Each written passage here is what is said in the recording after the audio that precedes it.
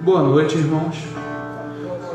Nos encontramos em mais um momento de culto, em mais um momento para que agradeçamos a Deus e louvemos o nome dele.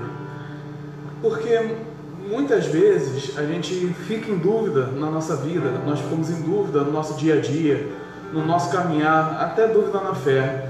E muitas vezes a gente se apoia no nosso próprio entendimento, se apoia não na fé e não que Deus está guiando a nossa vida, mas muitas vezes a gente confia em nós mesmos e tenta exercer a vida assim. Só que, como diz Provérbios 3, versículos 5 a 8, diz: confie no Senhor de todo o seu coração e não se apoie em seu próprio entendimento. Reconheça o Senhor em todos os seus caminhos e Ele endireitará as suas veredas. Não seja sábio aos seus próprios olhos. Tema o Senhor e evite o mal. Isso lhe dará saúde ao corpo e vigor aos ossos. Então, meus irmãos, que a gente confie em Deus. É normal a gente ter dúvidas algumas vezes, mas o Senhor trabalha no nosso coração. Nos faz crescer, nos faz ter essas dúvidas respondidas. E algumas a gente entende cada vez mais o Senhor. Claro que a gente não vai entender plenamente aqui na terra, mas obviamente que o Senhor está no relacionamento conosco e Ele quer falar, Ele quer se relacionar com a sua criação. Então, meus irmãos, que a gente coloque as dúvidas no Senhor, que a gente coloque todas as nossas perguntas no Senhor e mais Ele fará. Ok, irmãos? Senhor Deus Todo-Poderoso, nos abençoe, Senhor, nesse momento. Senhor, pessoas que estão chegando, que vão chegar. E, meu Pai, eu lhe peço, Senhor, que esse seja um momento de glorificar o Teu nome, Senhor. Que a gente agradeça, Senhor, porque mesmo nas dúvidas o Senhor está conosco, o Senhor está nos guiando. Eu oro assim, em nome de Jesus. Amém e amém. Convido a igreja a se pôr de pé. Agora só pra gente cantar mais Cristo, bendizer o nome dele. Pai, enche nossos corações essa noite. Para cantarmos o melhor para ti, Senhor, e entregarmos o melhor para ti. Quem é que busca Ele? Eu te busco. Eu te busco, te procuro, ó Deus. Em silêncio, tu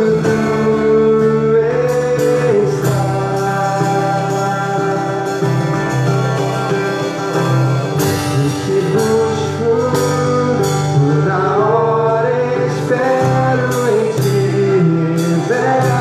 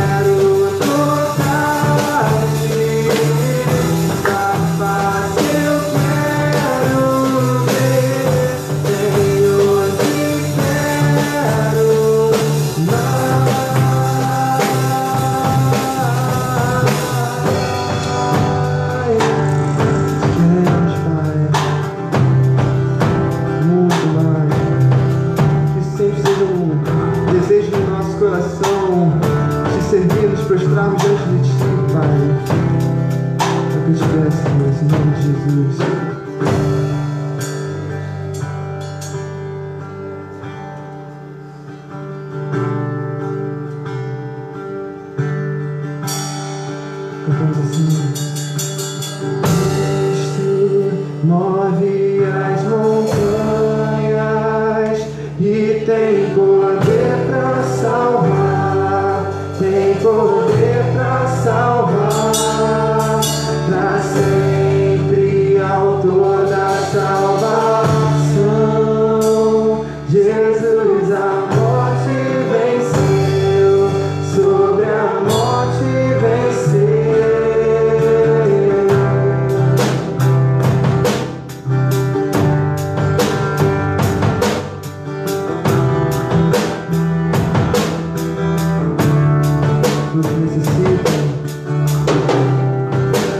Todos necessitam de um amor perfeito, perdão e compaixão. Todos necessitam de graça e esperança, de um Deus que salva.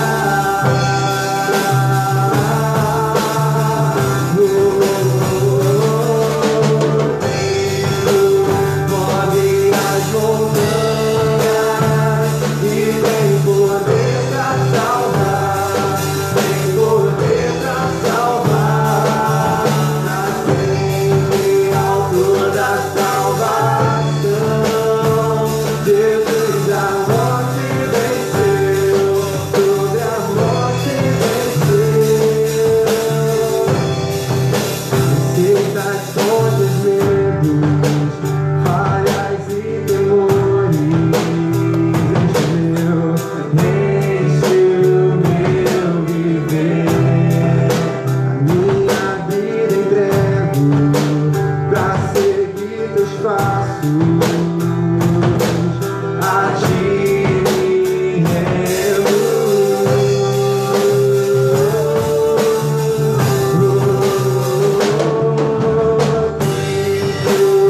Move as montanhas e tem poder pra salvar, tem poder pra salvar, pra sempre autor da salvação. Jesus a morte venceu, sobre a morte venceu. Cristo move as montanhas e tem poder pra salvar, pra sempre autor da salvação. Jesus a morte venceu, sobre a morte venceu. Volta o mundo brilhar a luz, cantamos para a glória do Senhor Jesus.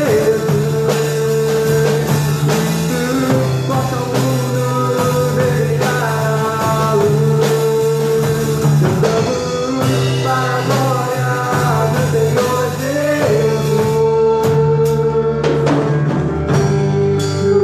Move as montanhas e tem poder pra salvar, tem poder pra salvar, pra sempre autor da salvação. Jesus a morte venceu, sobre a morte venceu. Jesus a morte venceu, sobre a morte venceu.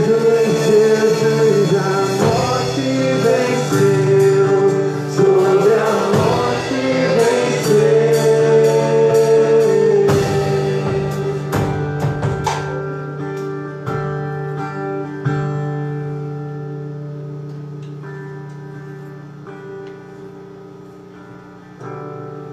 Salmos 32, versículo 1 e 2.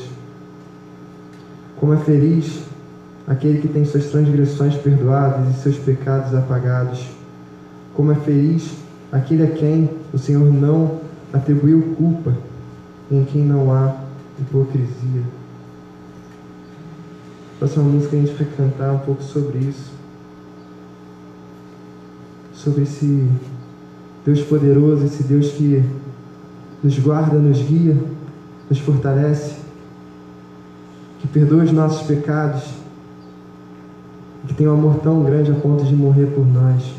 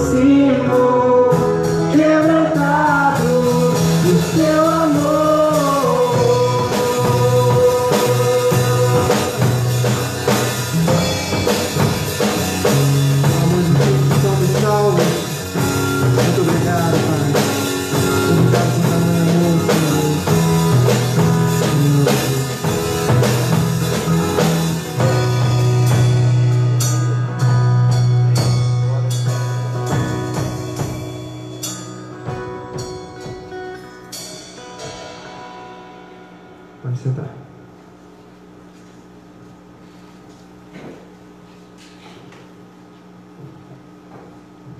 Boa noite, irmãos. A paz.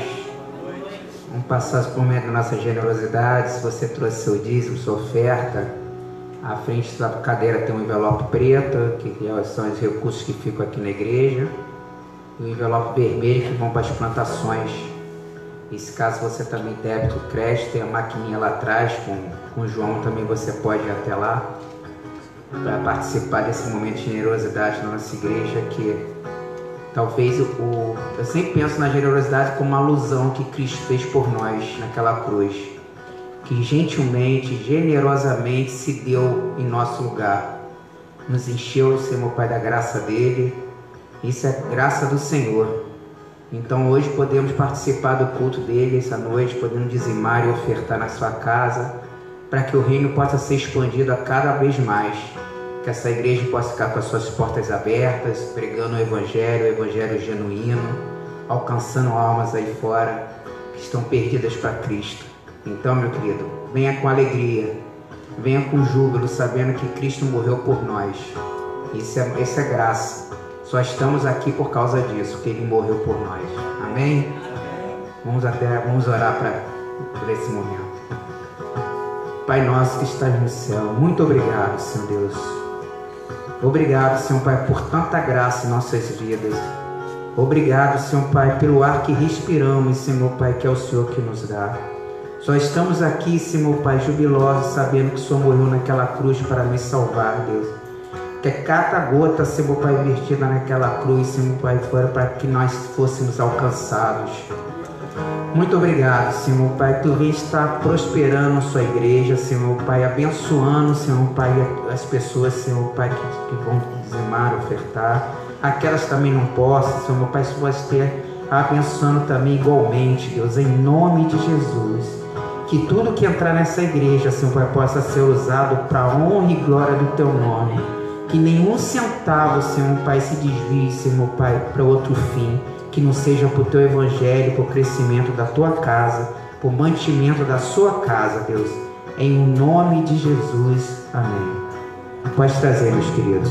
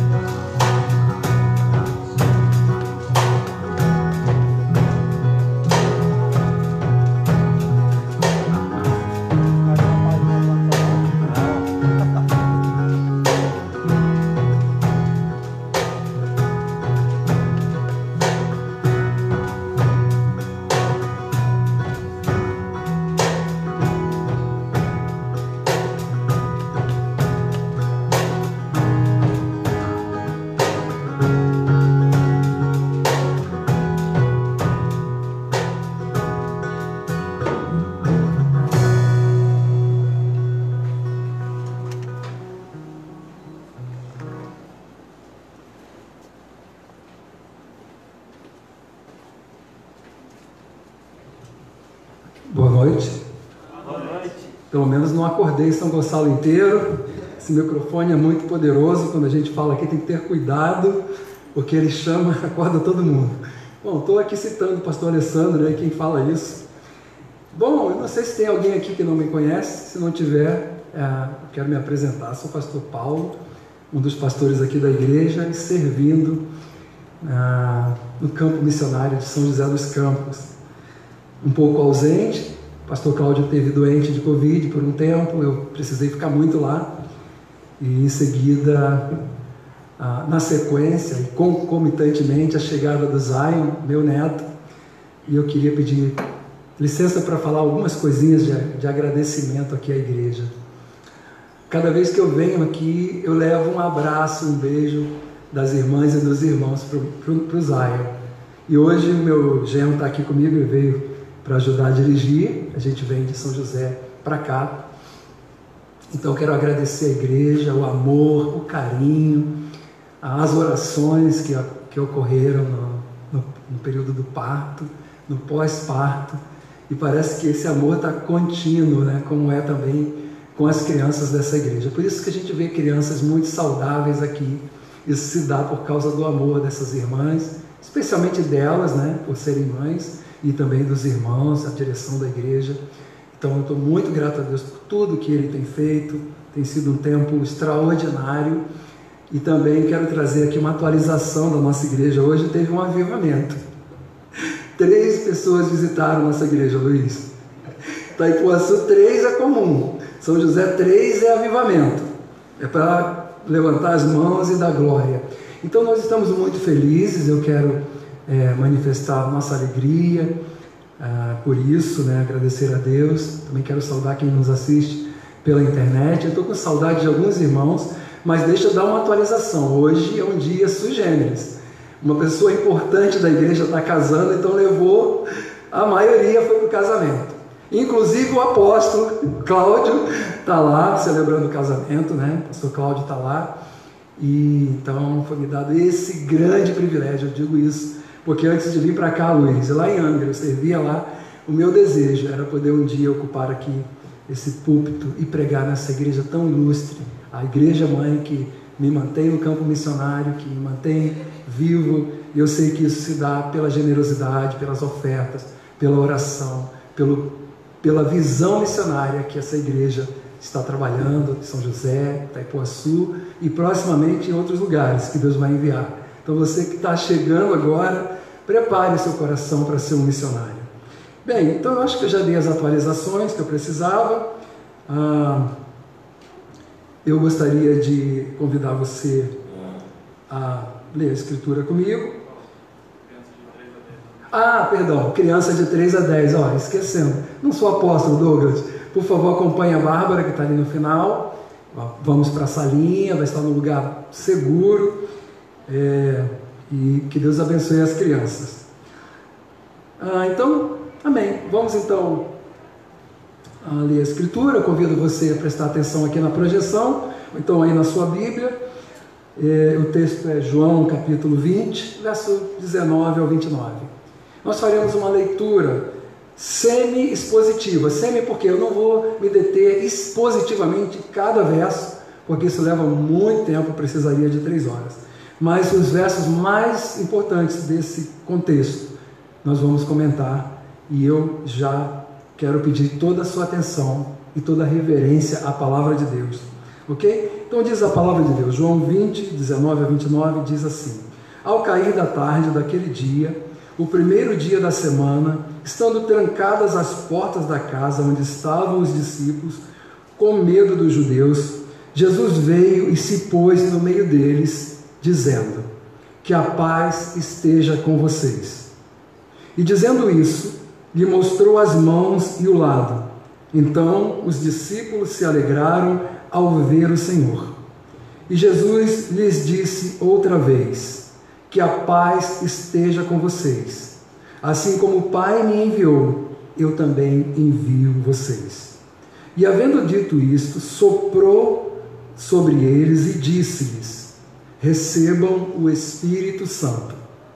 Se de alguns vocês perdoarem os pecados, são-lhes perdoados, mas se os retiverem, são retidos.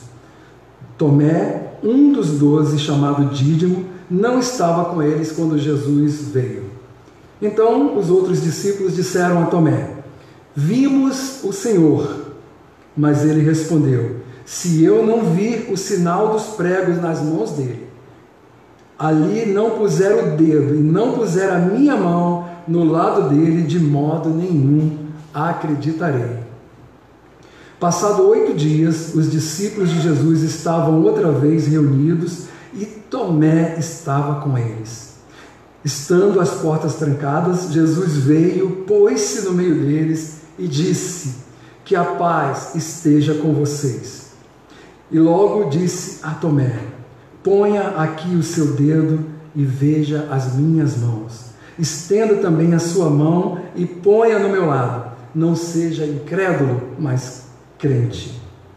Ao que Tomé lhe respondeu: Senhor meu e Deus meu. Jesus lhe disse: Você creu porque me viu? Bem-aventurados são os que não viram e creram. Pai, esse texto é incrível. Ele desvela para nós que qualquer pessoa, incluindo um apóstolo, pode ter momentos difíceis, onde terá que lidar com a sua natureza, com suas pessoalidades. E nós, Senhor, dependemos integralmente agora do Teu poderoso Espírito. Eu não confio na minha intelectualidade, eu não confio, Senhor, na minha suficiência, eu só confio na Tua suficiência e na Tua graça. Por isso, essa igreja amada do nosso coração e eu, Senhor, estamos aqui para ouvir a Tua voz e cremos, Senhor, que a Escritura é a Tua palavra. Por isso, Senhor, que a fidelidade a ela seja completa, que a submissão ao Teu senhorio seja incontrolável, seja totalmente a Ti. Então, conduz-nos nessa reflexão, o coração dos meus irmãos, o nosso coração, e aos que nos ouvem de casa, Senhor, que possam receber graça da Tua parte ao ouvirem a Tua palavra. Assim eu oro, muito grato no meu coração, em nome de Jesus. Amém. Bem, eu vou falar de um tema bastante polêmico, porém, o texto não nos leva a uma análise de que Tomé é um proscrito, uma pessoa abjeta, uma pessoa que devemos crucificá-lo, porque Tomé, chamado Dídimo, engraçado esse nome, que Dídimo é gêmeo, e eu examinei a escritura inteira para saber de quem ele era gêmeo, e curiosamente a minha análise foi: só se ele for gêmeo de mim, ou de vocês, porque não sabemos por que ele tinha esse nome de gêmeo. Os outros apóstolos, você tem pedra, rocha, trovão, mas Tomé é muito estranho. Então eu vou tentar trabalhar a compreensão da personagem e o que ele é, e eu quero começar já com um verso que eu vou pedir para a Letícia colocar ali. O tema que a gente deu foi o que Tomé ainda não tinha visto em Jesus e que você e eu podemos ver. Eu espero que você e eu vejamos coisas tremendas. João 11 e 16, João capítulo 11, verso 16, tem essas palavras, eu queria que você acompanhasse comigo.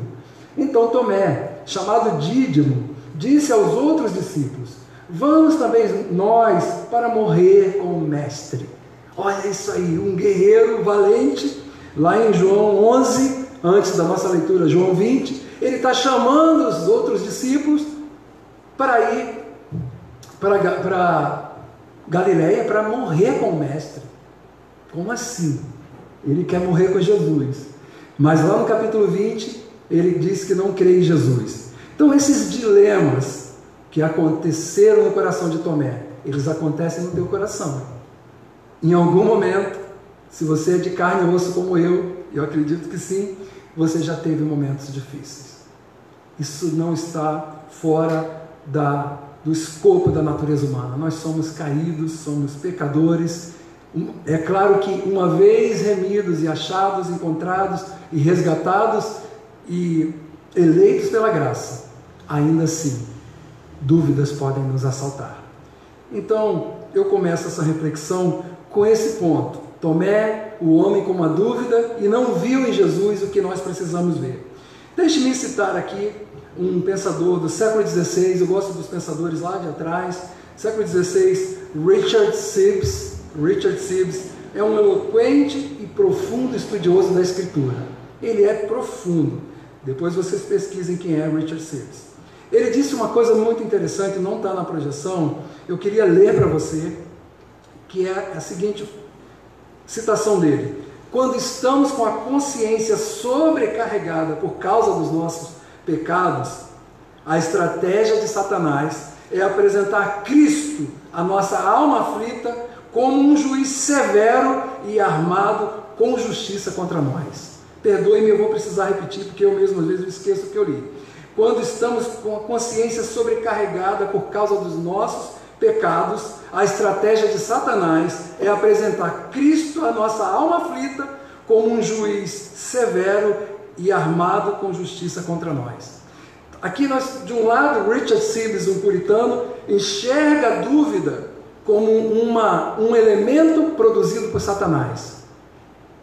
Mas a natureza humana, ela também produz obra da carne, incredulidade, fraqueza, visão distorcida do ser de Deus. Mas Sibbes e Paulo e outros grandes pensadores cristãos, eles vão enxergar o lado da batalha espiritual que pode estar acontecendo na vida de alguém que está duvidando. Não é fato que quando a alma de um homem, de uma mulher ou criança é assaltada, é tomada pelo inimigo, a primeira coisa que ele vai fazer, ou ela vai fazer, é duvidar do Senhor. Então, esse é um lado uma partícula da compreensão de que a dúvida pode causar em nós eu poderia chamar de uma ampliação do drama da nossa consciência. Nós já temos uma consciência ferida por causa da queda. Temos dificuldades em nos concentrar. Não sei se vocês são assim também. Às vezes, para orar, eu desisto. Naquele momento ali, talvez de dia, muito ruído, eu preciso ir para um lugar onde eu esteja fechando a porta. Aliás, Jesus falou isso. Entra no seu quarto, fecha a porta. Eu não sei se alguns sabem, eu fui tripulante. E num avião com 300, 400, 500 pessoas é difícil orar. Você vai orar, alguém vai pensar que está acontecendo alguma coisa, vai cair o avião. Então eu orava no banheiro de um avião, o banheiro era muito pequeno, e ali eu trancava aquela porta e em alguns momentos eu falava com Deus. Eu não estou me colocando como exemplo, mas eu preciso de muita tranquilidade para orar. Eu oro, você também deve orar no ônibus, na rua, caminhando, ok, é uma oração, mas é uma oração de que você está realmente fazendo uma entrega profunda a Deus. Ela precisa mais, eu preciso mais de me desconectar. Ok, então eu comecei com Richard Sibbes, mas eu quero falar também de um outro gigante da fé. A Bíblia fala, aliás, eu vi Lloyd Jones falando sobre gigantes. Charles Spurgeon, o príncipe dos pregadores, o grande príncipe dos pregadores, ele disse uma frase também que eu queria compartilhar com você. Ele disse o seguinte: acho que quando um homem diz nunca duvido, é hora de duvidarmos dele. É hora de duvidarmos dele. Então, se alguém está aqui dizendo que nunca duvida, pode ter certeza que Spurgeon e outras pessoas vão achar que você é digno de dúvida, porque a dúvida faz parte. E aliás, quando a gente olha para Tomé, e aí agora eu quero voltar um pouco mais para o texto. Vamos voltar lá, por favor, para o versículo 19, por favor, Letícia. O versículo 19 diz assim, aí agora a gente vai caminhar nos versículos. Ele diz assim: ao cair da tarde daquele dia, primeiro dia da semana, estando trancadas as portas da casa onde estavam os discípulos, com medo dos judeus, Jesus veio e se pôs no meio deles, dizendo que a paz esteja com vocês. Vamos ver o contexto? Era domingo da ressurreição. Os discípulos estão trancados com medo de morrer, ok? Estão comigo? Mas Lucas, Mateus e Marcos, quando a gente lê esse contexto todo, vocês vão ficar assim: caramba, pastor, é isso mesmo que você está falando? Todos eles, os sinóticos, os 3 evangelhos, vão dizer que eles duvidaram. Como assim? E um deles, se eu não me engano, Lucas diz assim: as mulheres disseram que Jesus havia ressuscitado e nós não acreditamos. Como assim? Quem foi lá foi Maria Madalena. E ela viu o mestre e ele a chamou pelo nome. Maria, quer dizer Miriam. E quando ela ouviu a doce voz do mestre, ela ouviu a voz inconfundível. E ele perguntou: por que você está procurando que está morto? Ele não está aí, ele já ressuscitou. Então, vejam, Lucas, Mateus, Marcos vão enquadrar esses discípulos apavorados, mas eu quero enquadrar a igreja aqui também. Olha só, a gente está num ambiente refrigerado, domingo, tranquilidade, poucas pessoas, não tem nenhuma arma ali fora, nenhum soldado armado, não tem nenhum édito real para prender e matar discípulos de Cristo. Relax, totalmente tranquilos nós estamos aqui. Mas lembrem que alguém que também falou que nem Tomé, que ia ficar com Jesus até o fim, mas o galo cantou e ele negou Jesus. Então, todos os discípulos, a gente leu nos 3 evangelhos que eles tiveram dúvidas. Mas agora a gente vai entrar aqui, o que vai acontecer com o contexto desses discípulos que estavam lá nesse lugar. Verso 20, e dizendo isso, lhe mostrou as mãos e o lado. Então os discípulos se alegraram ao ver o Senhor. E a palavra que ver o Senhor não é só ver com os olhos físicos. Está acontecendo algo muito profundo em sua alma, na sua natureza, está conseguindo enxergar quem é que eles estão enxergando. Vimos o Senhor. E Jesus vai lhes dizer, ou Jesus disse-lhes outra vez, que a paz esteja com vocês. Assim como o Pai me enviou, eu também envio vocês. Olha aqui, esse verso, isso aqui é a grande comissão de Mateus 28. Já leram Mateus 28? Quando o Senhor comissiona a sua igreja a ir pelo mundo e a pregar o Evangelho a toda criatura e a ensinar todas as coisas até que Ele volte. Então esse texto aqui que está um pouco, João trabalha ele de forma muito na questão da dúvida de Tomé, é a grande comissão. Jesus está falando com eles, mas vejam, Jesus marcou uma reunião e alguém falta essa reunião. Ele chega domingo, entra lá, saúda-os com a paz, mas Tomé, um grande convidado, um apóstolo de Jesus, discípulo esse que 4 versículos atrás, 4, 5, 6, ele diz que vai morrer com Jesus. Como assim? Qual era o contexto? Era assim, Jesus estava numa cidade, ele recebe a notícia que Lázaro tinha morrido. E Jesus didaticamente fala, não, calma, ele está dormindo. Mas estava morto, Jesus está ensinando algo para os discípulos. E aí, se Jesus volta para a Judéia, perdão, falei Galileia, não é Judéia, tá? Se Jesus volta para a Judéia, e Tomé diz, vamos com ele, vamos com ele, morrer com ele. Olha Tomé igual Pedro, vamos morrer com ele. Olha, gente, eu acho que Douglas ia, Senhor, tem que pensar aí direitinho. Douglas ia falar, Senhor, não vai não, vão te matar lá. Porque eles tentaram matar Jesus lá na Judéia. Ele tinha pegaram pedras para matá-lo, ele teve que fugir. Então estava pegando para ele. E Jesus, quando fala que vai e chama os discípulos, Tomé fala que vai para morrer com ele. Então olha o que está acontecendo. É um encontro, voltemos para o encontro. E esse homem bravo agora está ali dizendo que não crê mais. 22. E havendo dito isto, olha só, eu falei do contexto da grande comissão de Mateus 28. Olha o que está acontecendo, verso 22. E havendo dito isso, soprou sobre eles e disse-lhes, recebam o Espírito Santo. Oh, meu Deus, coisa gloriosa. Vejam, o Espírito Santo aqui está sendo derramado numa porção, mas lá em Atos uma outra porção. Mas antes disso, acho que essa pergunta surgiu no CTM, os discípulos já tinham o Espírito Santo? O que vocês acham, irmãos? Sim ou não? Tinham ou não tinham? Eles já tinham o Espírito Santo, mas não na proporção da missão. Agora Jesus está dando a eles uma unção, uma capacitação que iria ainda ser maior no dia de Atos, ou de Pentecostes, perdão, em Pentecostes. Porque aí em Pentecostes cumpre-se o que estava escrito em Joel, que ele derramaria do Espírito sobre toda a carne. Então ali é um momento ímpar da igreja.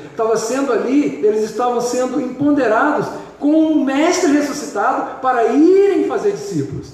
E agora vamos nos lembrar, não era Paulo, Luiz, Douglas, Alessandro, nem Cláudio, nenhuma arma na cabeça, livres para ir para onde quisermos, mas eles não.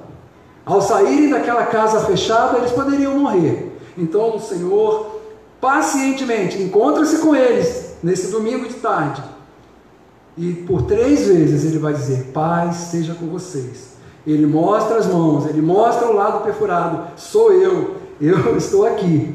E o curioso, irmãos, é que, lembram do episódio de Emaús? Os 2 discípulos iam caminhando, era um domingo, acho que esse domingo mesmo, o mesmo domingo, e eles estavam tristes. Jesus chega lá disfarçado, perdoem essa palavra, mas é o contexto de hoje, E ele começa a conversar com aqueles discípulos e pergunta para eles: o que aconteceu? E eles dizem assim: você é um estrangeiro, né? Você não está sabendo não que um grande mestre, um profeta grandioso passou por aqui, disse que ia morrer e ressuscitar, mas ele não ressuscitou. Estavam pregando para Jesus e Jesus ali quietinho. Eles não reconheceram que era o Senhor. Maria também não reconheceu que era o Senhor. Ele teve que se apresentar como o Senhor. E ele vai com eles até a hora deles se separarem. E Jesus, o texto diz que Jesus faz que vai para outro lugar. Jesus é incrível, né? Ele faz que vai para um lugar. E os discípulos falam para ele: não, Senhor, fica conosco, já está tarde. Fica conosco. E eles vão descobrir que é o Senhor que estava com eles. E eles estavam sem saber que aqueles que eles estavam desesperados, ele estava trabalhando como ele está trabalhando nessa noite, e como ele fez. Olha que incrível, ele vem um domingo para encontrar com seus apóstolos, falta Tomé, aí ele não, só dá a paz seja com vocês, ministra o Espírito Santo, mas ele não os comissiona nesse momento. Verso 23 é incrível, porque ao falar para eles: recebam o Espírito Santo, verso 23 vai dizer algo que eu queria que você prestasse muita atenção. Se de alguns vocês perdoarem os pecados, são-lhes perdoados, mas se os retiverem, são retidos. Olha isso, olha a autoridade celestial, a autoridade do Senhor sendo dada, delegada, entregue à sua igreja através dos seus apóstolos. Vejam, para quem vocês perdoarem os pecados, são-lhes perdoados, mas se os retiverem, são retidos. Isso é muito sério. A época secular que a gente vive hoje, todo o secularismo que a gente vive hoje, a fé está em frangalhos. Jesus mesmo fez a pergunta: porventura, quando vier o Filho do Homem, encontrará na terra, fé na terra? Esse é um tempo crítico. Então, nós precisamos nos ater ao que o Senhor está fazendo. Ele está empoderando a sua igreja e dizendo: se vocês perdoarem, vai ser perdoado. Se vocês retiverem o perdão, será retido. Então, a autoridade que Jesus falou, toda a autoridade me foi dada nos céus e na terra. Ele agora está dando à sua igreja, essa igreja que está aqui. A igreja lá de Atos, perdão, de João, de Atos, e aqui. Atos também aqui. Olhem, gente, não é o Luiz chegar lá em Itaipuaçu e vai perdoar perdão de todo mundo, pecado de todo mundo. Não, o Luiz representa a noiva de Cristo, aquela que morreu na cruz. E ele, na autoridade do nome de Jesus, como comissionado pela igreja dele, que é enviado, ele pode, a igreja, perdoar pecados. Como assim, pastor? Eu não falo dos meus pecados para ninguém. Não, você não deve falar dos seus pecados. Porém, os textos bíblicos às vezes nos indicam aqui, nós procuramos alguém para orarmos. Alguém que você confia, madura, que você possa dizer alguma coisa sobre a sua vida pessoal. E quem sabe essa pessoa vai orar com você. Ok? Mas o contexto aqui é outro. Autoridade para perdoar pecados. É comum o pecador chegar à casa do Senhor, à igreja do Senhor, com a sua vida totalmente presa nos seus delitos e pecados, e a ouvir a palavra de Deus, e a entender que o Espírito Santo, aliás, ouvir o Espírito Santo, entender a voz do Senhor, essa pessoa agora vir confessar os seus pecados e deixá-los, e aí são perdoados. Esse é o contexto. Agora, verso 24, Tomé, um dos 12, chamado Dídimo, não estava com eles quando Jesus veio. Ele não estava, era o primeiro domingo. Então, os outros discípulos disseram a Tomé: vimos o Senhor. Olha, eles estavam cheios de alegria, estavam repletos da glória, da alegria do Senhor, porque eles tinham visto a glória de Deus, que é o Senhor Jesus. Mas Tomé, olha o que Tomé faz, ele responde: se eu não vir o sinal dos pregos nas mãos dele, e ali não puser o dedo e não puser a minha mão, de modo nenhum acreditarei. De modo nenhum acreditarei. Olha isso aí, isso é um drama, irmão. É terrível. Porque uma pessoa uma vez teve a sua mente iluminada pelo Espírito Santo. O Espírito a convenceu de seus pecados, dos seus delitos, e que essa pessoa reconhece pecadora e precisa pedir perdão a Deus. Ela faz isso. Contudo, citando a parábola do semeador, vem o diabo, o inimigo, e rouba aquela semente que está plantada. Mas pastor, se a gente estiver salvo pela graça, nós não estamos garantidos? Sim, irmãos, estamos. O Senhor prometeu que o que vier a mim, de modo nenhum, o lançarei fora. O Senhor não vai lançar fora. Mas um apóstolo de Jesus, que viu Lázaro sair do túmulo, fedido, e que foi um testemunho vivo para o mundo inteiro, o mundo da Judéia, que viu Jesus fazer milagres extraordinários, que ele foi à cruz, e Maria Madalena, Pedro e João, 2 apóstolos, foram testemunhas oculares. Eles entraram, eles foram ao sepulcro, João olhou e não entrou, Pedro, mais ousado, entrou e deu testemunho de que o Mestre havia ressuscitado. Então, era incontestável que o Mestre Jesus prometeu que morreria e ressuscitaria, e é isso que faz a diferença de todo e qualquer sistema religioso. Você pode ir no mundo inteiro, nos túmulos dos líderes religiosos, eles estarão lá. Aqui jaz não sei quem. Procura lá o túmulo de Jesus para ver se você vai encontrar. Você vai encontrar peregrinos indo lá para reconhecer, para orar, mas não está, ele já ressuscitou. E aí ele aparece agora, ele está nesse contexto do segundo domingo, e o Senhor agora vai fazer algo incrível. Quando ele está dizendo, Tomé disse que não vai acreditar, se ele não vir o sinal, de modo nenhum acreditarei. Verso 26 diz: passado 8 dias, os discípulos de Jesus estavam outra vez reunidos e Tomé estava com eles. Estando as portas trancadas, Jesus veio, pôs-se no meio deles e disse: que a paz esteja com vocês. Isso é muito incrível.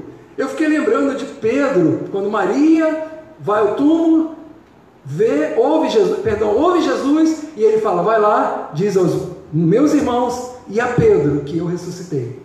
Vai lá, fala com ele. Ele estava lá no mar da Galileia pescando, junto com João e Tiago, e foi dito para eles: olha, o Senhor ressuscitou.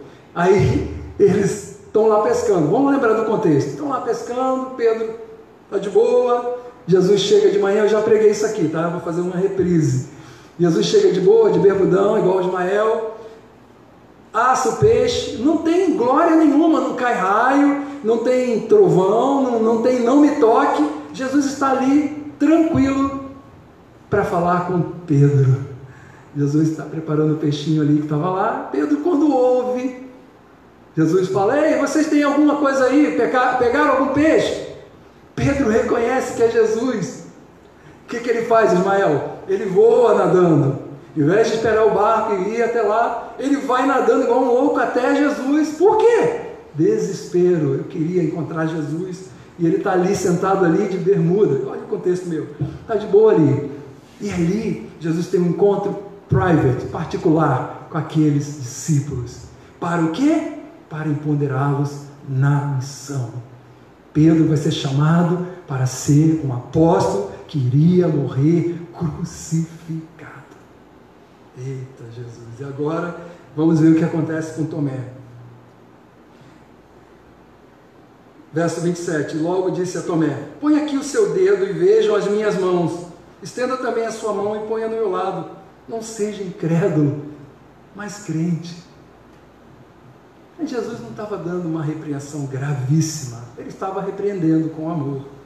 Não seja incrédulo. E agora, vamos pensar aqui, incredulidade. O que a gente está vivendo hoje? Que tempo é esse? Pós-verdade, pós um mundo totalmente distrópico, desconstruído, sei lá. Sociologia está aí para dizer isso tudo. E o Senhor fala para ele: não seja incrédulo, mas crente. C.S. Lewis, o autor de Nárnia e outras grandes obras, talvez um dos 50 maiores pensadores de todos os tempos, C.S. Lewis, alguns aqui o conhecem. Ele casou-se tardiamente, ele casou-se com 58 anos. E um dos grandes dramas dele foi que a sua amada esposa, Joy, o nome dela é Joy, quer dizer alegria, ela vem a falecer 4 anos após o casamento.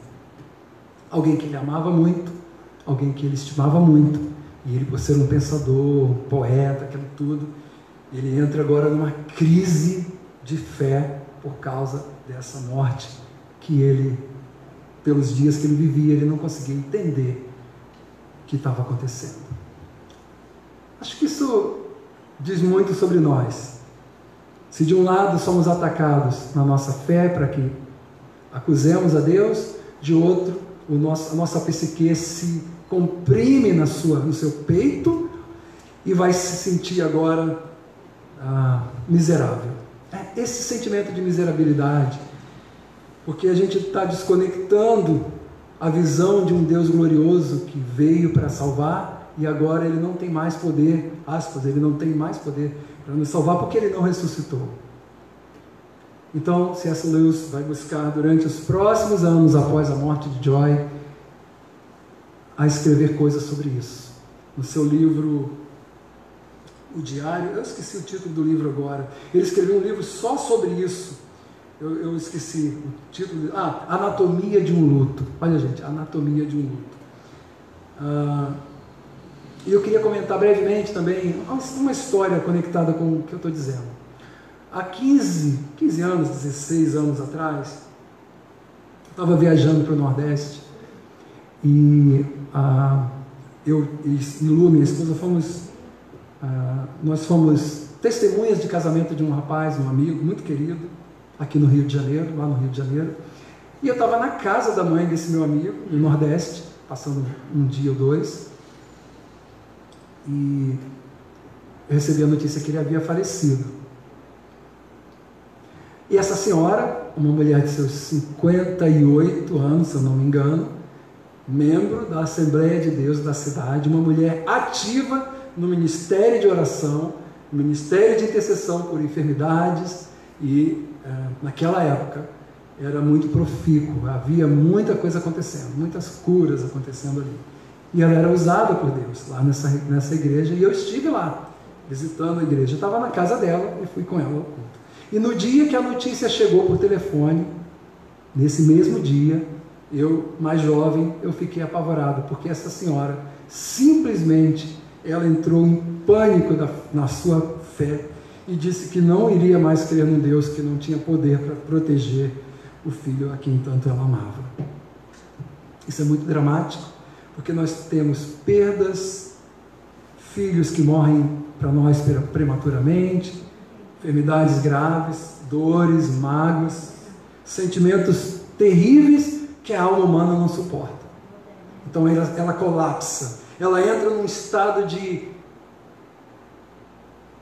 delírio, de aflição. E esta senhora, por muitos anos, até os 5 anos após a morte do seu filho, ela ainda não havia recobrado a sua estabilidade.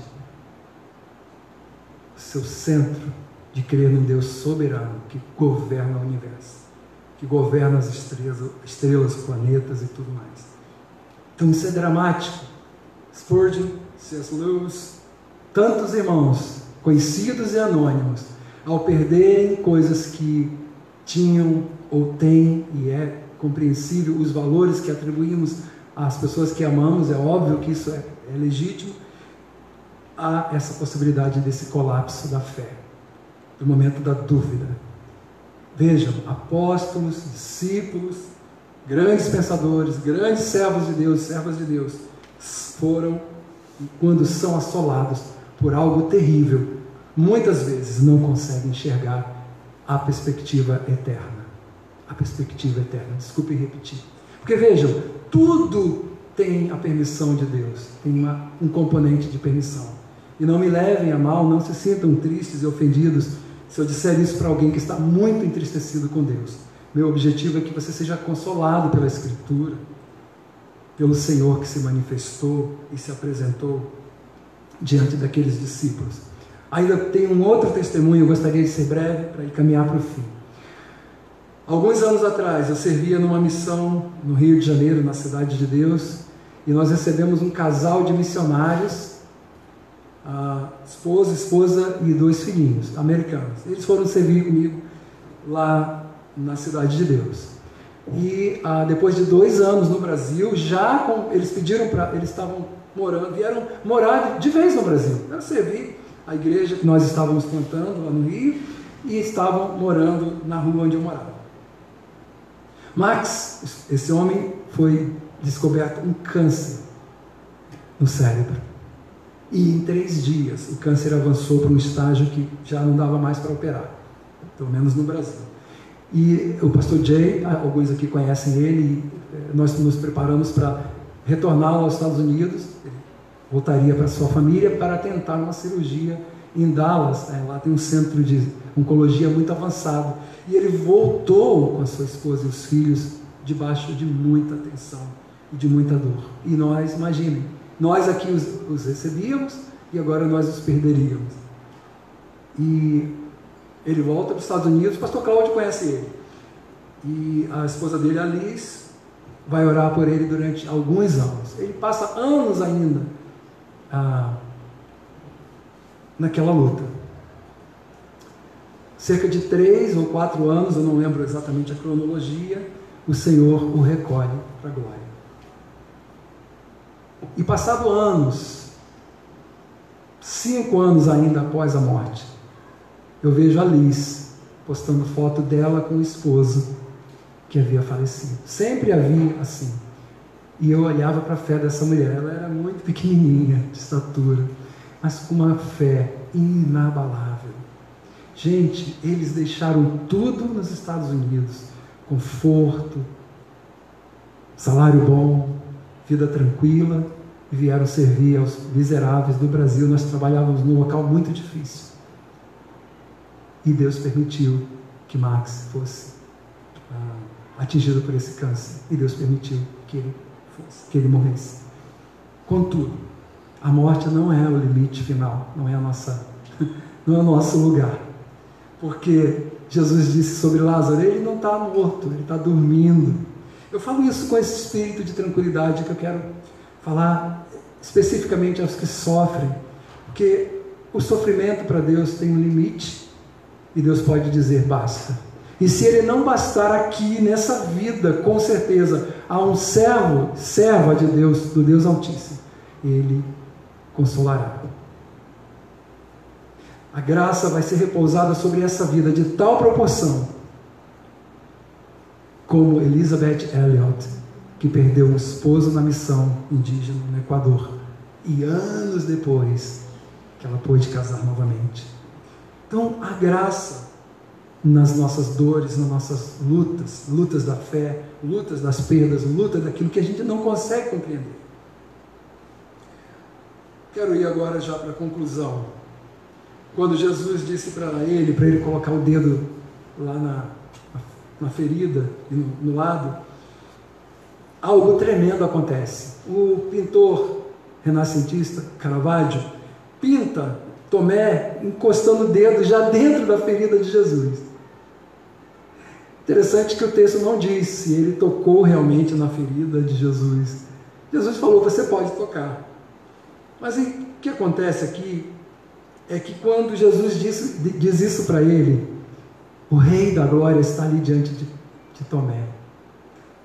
Eu queria que você conseguisse entender esse quadro de alguém com dúvida, de alguém sendo assediado por Satanás, pelas dores, pelas lutas, a alma em aflição, você quase não mais querendo, ele já não estava indo mais na reunião, perdendo a sua fé. E antes de eu ir para a conclusão, eu queria te dizer uma coisa desse Deus. Se você parar aí, onde Tomé parou, Satanás volta. Eu digo isso com temor. Se você parar aí, seu coração vai secar, vai minguar. Sua alma vai deteriorar. E você vai rasgar a sua Bíblia. Não é uma maldição não, por favor. Estou falando isso de testemunhos que eu vi. O cara rasgou a Bíblia, não te sirvo mais porque você não protegeu a minha esposa. Isso que vai acontecer. E se ao receber o Espírito Santo, quando você creu, e você creu, você está aqui, né? Belo domingo de Enem, a igreja está bem, bastante gente. Você recebeu o Espírito Santo quando você creu. Se agarre com Ele. Vá para o seu quarto. Aproxime-se de Deus. Olha o que Tiago disse: achegai-vos a... e Ele chegará a vós. Não tem outro caminho, meus irmãos. Não tem. Nem terapia, nem você ganhar na loto. Nada pode resolver. Olha o que ele disse, verso 28. Senhor meu, Deus meu. Deixa eu repetir. Senhor meu, Deus meu. Um judeu ortodoxo, como ele era antes, olha para Jesus e vê a majestade dele. Não que ele não soubesse, porque Jesus havia se encontrado com João, que está escrevendo essa carta, esse livro. Jesus encontrou-se com Tiago, e Jesus se manifesta glorioso, majestoso como ele é. Então Tomé sabia que Jesus era Jesus. Jesus não era Moisés, não era Buda, não era Maomé. Jesus é o Senhor da glória. E aí esse encontro face a face com Jesus, o Rei da glória, restaura o coração de Tomé. É isso que eu quero falar com a igreja que eu amo. Pode ser que alguns aqui, quem me ouve, pode estar aí lutando com isso. Os pecados vindo, a sua alma enlaçada por isso. Você está precisando de libertação, minha irmã e meu irmão. Mas eu não estou te julgando, não. Eu estou te chamando a chegar para Jesus. Achegue-se a Ele. Quebrante-se. Clame, olha Jó, dias e dias e dias no flagelo, clamando a Deus, até que seu coração ficou fraco e começou a ter vacilos. E lá em Jó 42 para frente, a luz da glória aparece para Jó. Antes eu te conhecia só de ouvir, mas agora os meus olhos. Eu queria falar com você que está nesse contexto. Eu sei que aqui tem um Espírito de Deus, eu não estou aqui querendo dar pulo aqui não, Marcelo. O Marcelo está me olhando.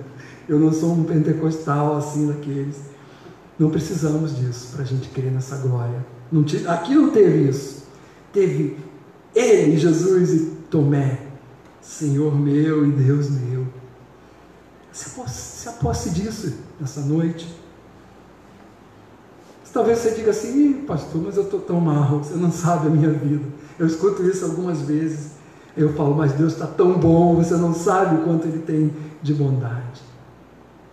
Esse mesmo, Richard Sibbes, quando ele fala sobre a majestade de Cristo, no livro O Caniço Ferido, ele está falando sobre Isaías, a figura de Jesus, o Messias. Leia esse livro, chama-se O Caniço Ferido.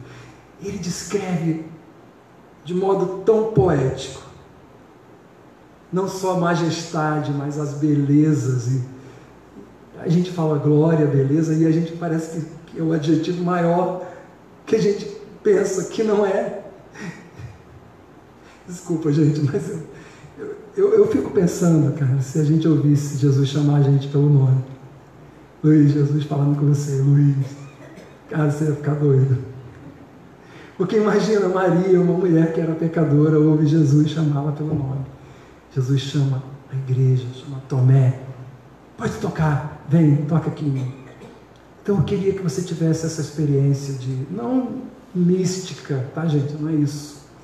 É de você transitar desse momento de dúvida, onde a sua alma pode estar sendo convidada por Satanás a continuar num rumo errado, ou você está sendo engodado pelo seu coração a rasgar a Bíblia, não nesse sentido, mas num outro sentido, você pode estar assim. E eu creio que vocês, aqui nessa noite, ao ouvirem isso, podem lembrar de alguém que esteja nessa condição. E ao olhar para Jesus agora, com essa lente totalmente desembaçada, Senhor meu e Deus meu, é isso que eu quero que a igreja perceba nesse momento. Jesus lhe disse: você creu porque me viu? Bem-aventurados são os que não viram e creram. Aqui Jesus falando de vocês e de mim.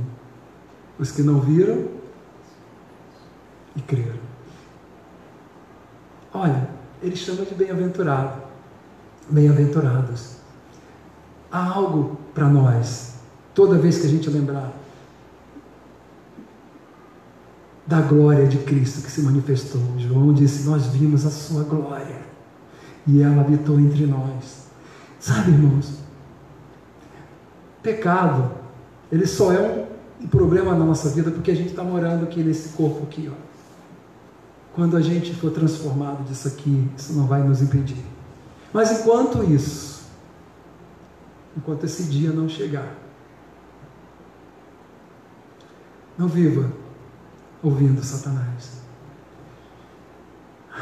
Não viva ouvindo a voz do seu coração. Olha o que Jeremias disse: enganoso é o coração, mais terrível do que todas as coisas. Então, coloque sua vida diante do Rei da Glória. Apresente suas dúvidas, seu medo, seu temor, sua angústia, ansiedade, depressão, quaisquer coisa que você tiver, coloque diante dele. Nós estamos num tempo, e eu quero concluir, de que a igreja, se ela não orar, se ela não se humilhar, se ela não se arrepender dos seus maus caminhos, nós vamos parar no lugar comum. Você quer viver uma vida vitoriosa? Coloque Jesus no foco da sua mente, do seu coração. Todas as manhãs, se acordar, se tiver com medo, tiver com dúvida, olha, gente, eu tenho muitas dúvidas às vezes. Eu acho que um dia eu fui orar e pensei que tinha alguma caixa de ferro. Falei, peraí, deixa quebrar esse negócio. É algo, aspas, comum. Mas pega a Bíblia, vai orar, vai para o quarto. Se desconecta um pouquinho disso tudo, desse mundo que a gente está vivendo hoje. Bilhões de informações passando pela cabeça da gente. Um dilúvio de coisas. E entra com Jesus num quarto. Entra com Ele. Coloca diante dele a circunstância. Se você nessa noite precisa se arrepender de algum pecado que tem te prendido, olha o que Tomé fez. Olhou para Jesus, não sei se ele tocou em Jesus, mas ele olhou para Jesus. O que ele não viu e que você pode ver pela fé, porque o verbo lá em grego é contemplar algo que pode ser concreto ou imaterial. Queria que você pensasse isso. A experiência de Tomé, ela não está diferente de 2021, no dia 21. Você pode tocar nele. Você pode se render a ele. Não só entregando a sua vida, como entregando a sua dúvida, como clamando para que ele ilumine a sua mente, seu entendimento, revista você de poder. Porque, irmãos, vejam os tempos críticos que nós estamos. Vejam, Tomé saiu para a Síria, Índia, e foi plantar uma igreja lá na Índia. E a literatura pós-bíblica, paralela à Bíblia, diz que ele foi morto com uma lança na Índia. 20 anos de missão na Índia, e um sacerdote da religião que era praticada naquele lugar, assassinou esse homem e ele morre tranquilo. Nós não vamos precisar morrer, porque Jesus morreu por nós. Mas nós precisamos nessa noite tomar uma decisão. Que igreja nós vamos ser nos próximos 20 anos? Nós estamos plantando 2 igrejas. O custo é alto, custo emocional, custo físico. Mas vocês têm nos sustentado e vão continuar nos sustentando. Enquanto houver incenso de oração, enquanto houver concordância de que a igreja será uma igreja missionária, que ela pode, em algum momento, não conseguir ir para as ruas, mas ela precisa anunciar, ela precisa falar que existe um Senhor que pode salvar. A gente cantou isso, né? Tem poder para salvar. Então nós precisamos totalmente incorporarmos isso na nossa vida missional. Somos uma igreja missional. Vamos fazer discípulos, vamos viver uma vida para a glória dele. Porque senão Eu não quero encontrar ninguém, e não vou encontrar, em nome de Jesus, desanimado. Eu quero que você esteja realmente fortalecido no Senhor e na força do poder dele, que vem do Evangelho dele. Então eu quero chamar os músicos, nós vamos nos preparar para cearmos, e minha oração é que o Espírito Santo continue falando com você. Nós vamos cear agora debaixo dessa compreensão de que o Senhor foi à cruz, morreu, ressuscitou para pagar o preço dos seus pecados e deletar da sua vida os dilemas da dúvida. Ninguém nessa igreja poderá dizer: eu não sei o que fazer com a minha dúvida, porque hoje Deus está falando com você. Entregue a Ele a sua vida. Quem pode participar desse momento? Todo aquele que creu em Jesus como seu único e suficiente Salvador, seja congregando em outra igreja, seja congregando aqui, que entendeu que Jesus é o Senhor e que está em comunhão com Ele, você pode participar. Se você ainda não é essa pessoa, não tem problema, procure um de nós, nossos oficiais, a mim, qualquer um da gente, e nós vamos te mostrar o caminho para que você se torne um discípulo do Senhor Jesus. E eu quero orar com você, e em seguida nós vamos cear. Você pode pegar, você pode vir à frente e levar o pão e o cálice e tomar a ceia no seu banco, no momento que você achar melhor. Pai, que teu Evangelho está aqui diante de nós. O teu Evangelho, que é a glória do céu, que se manifestou na pessoa de Cristo, trazendo redenção para nós. Obrigado por esse privilégio que nós não te vimos fisicamente, mas nós cremos, Senhor. E essa promessa, nós nos apropriamos dela nessa noite. Que cada um dos irmãos que aqui estão e das pessoas de casa, agora, nesse momento, Senhor, possam se colocar diante de Ti e dizer: Senhor, eu creio, Senhor meu e Deus meu, eis aqui a minha vida, eu entrego a Ti, sem reservas, porque sei que Tu tens uma missão para mim, para minha família, e Tu tens, Senhor, um futuro para a Sua igreja.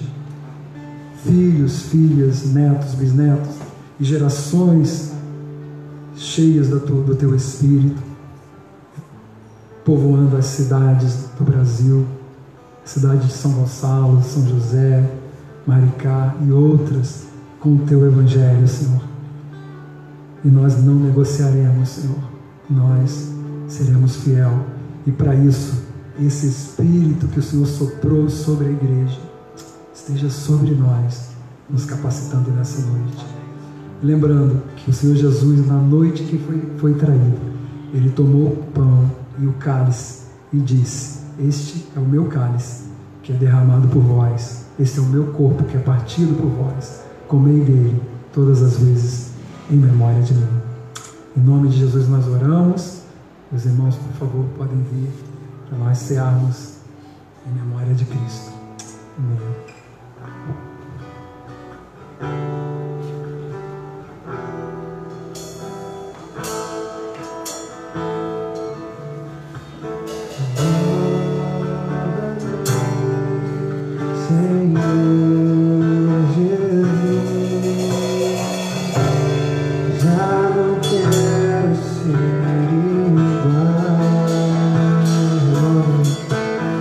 Nova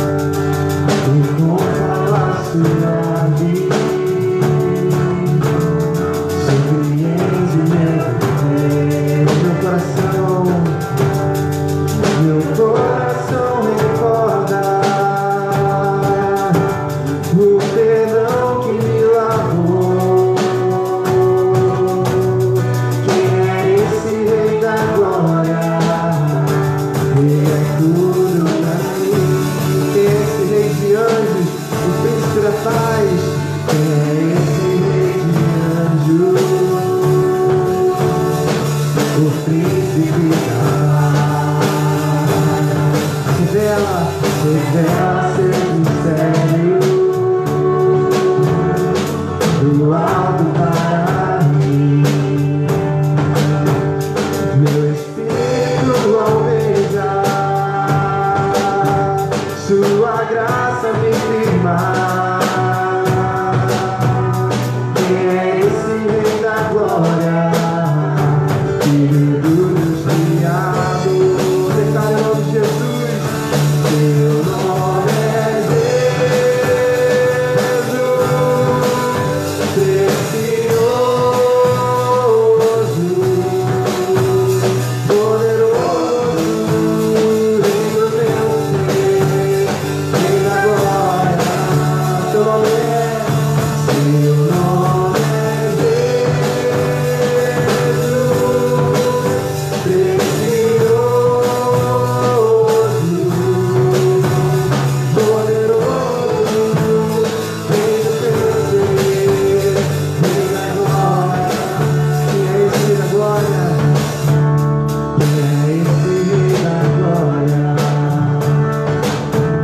majestoso e com poder, sabedoria plena,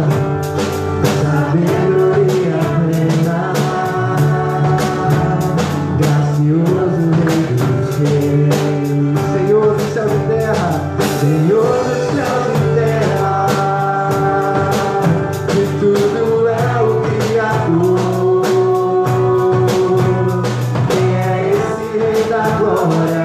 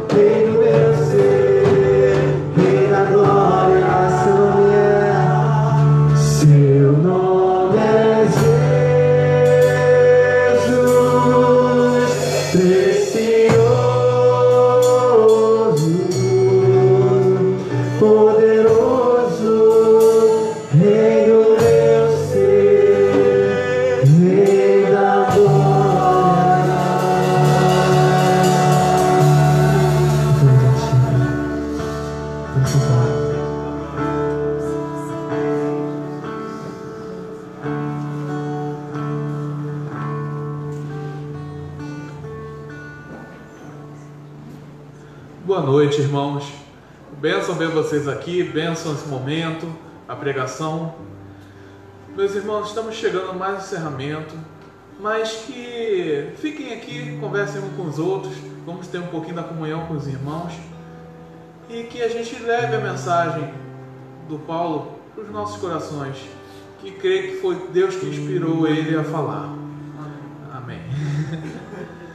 Então, meus irmãos, podem ir, né? Fiquem um pouco com a gente e quando forem embora, que Deus os guarde de todo mal. Senhor Deus Todo-Poderoso, lhe agradeço, Senhor, pelas suas misericórdias, meu Deus. Lhe agradeço, Senhor, por tudo que o Senhor tem feito na nossa vida, que muitas vezes a gente não reconhece. Meu Deus, que a gente, quando a gente voltar para casa, Senhor, que o Senhor proteja cada um de nós, Senhor, de qualquer mal, Senhor. E que a gente viva a semana, Senhor, cheia de fé. Que a gente viva uma vida cheia de fé, Senhor. E quando tiver dúvida, Senhor, que o Senhor preencha essa dúvida. Por favor, Senhor, é isso que eu te peço. Em nome de Jesus. Amém e amém. Obrigado, irmãos. Semana que vem, domingo de manhã, 9 horas, teremos um café da manhã de ação de graças. Então, não percam, chega um pouquinho mais cedo de manhã, para a gente comer, conversar, né? Coisas boas da vida. E quarta-feira, reunião online pelo Google Meet, ok, irmãos? Amém.